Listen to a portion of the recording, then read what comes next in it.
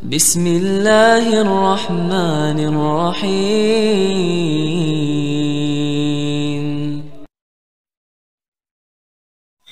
Bismillahirrahmanirrahim. Assalamualaikum warahmatullahi wabarakatuh. Alhamdulillah, wassalatu wassalamu ala rasulillah, ma ba'd. Ihbati fillah, ya Allah wa yakum. Teman-teman yang semoga dirahmati Allah subhanahu wa ta'ala. Kali ini teman-temannya kita akan mengulang membahas pernyataan dari Kiai Gus Baha tentang ceramahnya yang mengimani Allah subhanahu wa ta'ala di atas langit. Yang mana dalam pekan yang lalu saya telah mengangkat tentang pernyataan Gus Baha ini dan Kiai Maimun Zubair yang alhamdulillah mengimani Allah subhanahu wa ta'ala di atas langit. Dan saya juga tidak menyangka teman-temannya, memang seharusnya seperti itu fitrah manusia, itu mengimani Allah subhanahu wa ta'ala di atas langit.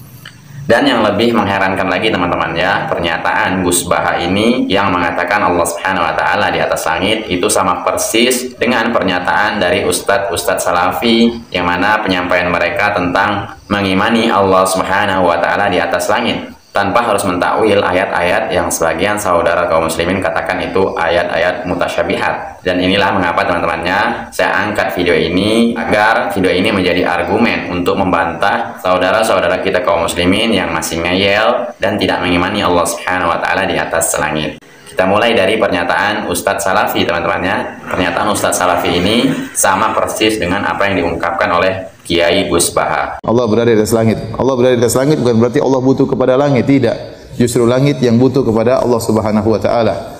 Allah berfirman, "Innallaha yumsikus samawati wal arda an tazula." Sungguhnya Allah memegang langit dan bumi agar langit dan bumi tidak lepas, ya, tidak hilang, tidak bergeser, ya. Berarti langit dan bumi yang butuh kepada Allah, bukan Allah yang butuh kepada langit dan bumi. Karena mereka menolak Allah di atas langit, mereka mengatakan kalau Allah di atas langit berarti Allah butuh kepada langit yang di bawah. Kalau langitnya jatuh Allah ikut jatuh. Ini tidak benar. Tidak semua yang di atas butuh kepada yang di bawah. Ini sering saya ulang-ulang. Tidak semua yang di atas butuh kepada yang di bawah. Tidak semua yang di atas lebih kecil daripada yang di bawah. Contoh sangat nyata antara langit dan bumi. Langit dan bumi, langit lebih tinggi daripada bumi. Langit di atas bumi. Namun langit tidak butuh kepada bumi. Dan langit lebih luas daripada bumi. Ya. Langit di atas bumi, langit lebih luas daripada bumi, dan langit tidak butuh kepada bumi. Demikian juga Allah di atas langit, Allah tidak butuh kepada langit, dan Allah tidak lebih kecil daripada langit. Itu tidak benar. Ya, itu tidak benar. Kita beriman saja Allah di atas, ya. Dan sering saya sampaikan, itulah fitrah orang-orang Indonesia. Rata-rata kalau ada masalah mereka mengatakan kita serahkan kepada yang di atas. Enggak ada yang mengatakan kita serahkan kepada yang di mana-mana. Di orang yang mana? Nah, begitulah teman-temannya penjelasan dari Ustadz Firanda Andirja tadi tentang wajibnya kita mengimani Allah subhanahu wa ta'ala di atas langit. Beliau menyampaikan apa adanya, ya, walaupun banyak sebagian saudara kita kaum muslimin yang tidak suka dengan ceramah beliau ini, tapi beliau telah menyampaikan firman-firman Allah subhanahu wa ta'ala, bagaimana Allah subhanahu wa ta'ala sendiri yang menyebutkan bahwa Allah itu memang di atas langit. Mungkin teman-temannya banyak sebagian saudara kita kaum muslimin yang tidak suka dan tidak tertarik dengan ceramah Ustadz Firanda ini tentang bagaimana kita wajib mengimani Allah subhanahu wa ta'ala di atas langit. Lalu bagaimana tentang penjelasan Gus Baha ini yang sama persis dengan penjelasan dari Ustadz Firanda Andirja yang kita wajib mengimani Allah subhanahu wa ta'ala di atas langit itu apa adanya tanpa harus mentakwil ayat-ayat tentang keberadaan Allah subhanahu wa ta'ala di atas langit. Dan untuk teman-teman semua yang tidak suka dengan penjelasan dari Ustadz Firanda Andirja ini, lalu bagaimana setelah menyimak penjelasan dari Gus Baha ini? Apakah sama persis kebencian teman-teman semua yang penjelasan Gus Baha ini sama persis dengan apa yang Ustadz Firanda jelaskan tadi? Coba mari kita simak videonya dengan kepala dingin dan hati yang bersih tentunya. Kalau saya SMP, gara-gara itu ada guru non-muslim, seringnya itu bikin keraguan pada anak-anak. Kok orang Islam itu tidak jelas, kalau ditanya Tuhan bilangnya nggak punya tempat. Caca SMP kepikiran, takut biha anak kulon cerita biha takut kulon. Pak sebaiknya jawab gimana? Ya bilang di atas saja. Karena ini yang bisa kita pahami secara fitrah manusia. Makanya istilahnya Quran itu aamintum manfis sama. Allah mengistilahkan dirinya itu aamintum manfis sama. Apakah kamu iman manfis sama? Ayursila alaikum hasibah. Yang jelas Allah resminya mengistilahkan zatnya itu man bisa, zat yang ada di langit. Istilah resminya aras juga di atas langit. Ar-Rahmanu alal arsis. Kemudian kita di internal Islam menjelaskan Allah itu tidak butuh tempat. Oke, Benar itu, karena ada butuh tempat. Allah itu khalik, tempat itu makhluk. Tentu khalik tidak butuh makhluk. Ya seperti itu saja. Tapi kalau kamu bilang Allah nggak punya tempat, mesti orang masih ngejar. Lalu di mana? Pokoknya di mana-mana. Lu banyak. Malah bingung tapi.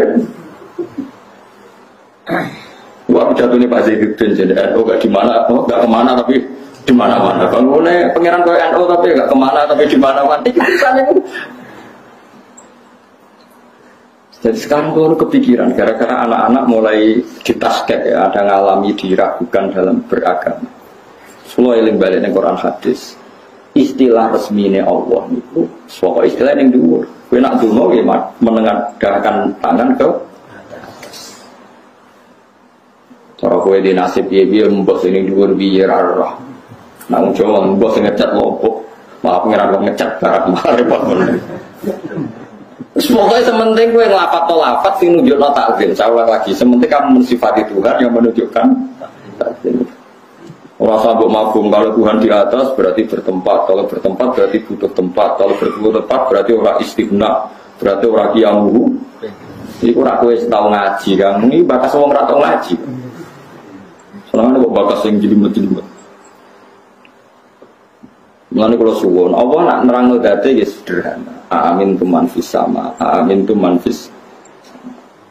Wa huwal ladzi fis samai ilahu wa fil ardi ilah. Kadang Allah nerangno wa huwa fis samawati wa fil. Jadi Allah itu ya biasa saja. Aku yo ono, anakku yo ning langit, aku yo ono ning. Tapi aku itu sitok, kul wa ahad. Ya sudah seperti itu. Jadi kalau dicoba tenan waduh. Kalau suwi ra kepikiran, kalau tau fite waras.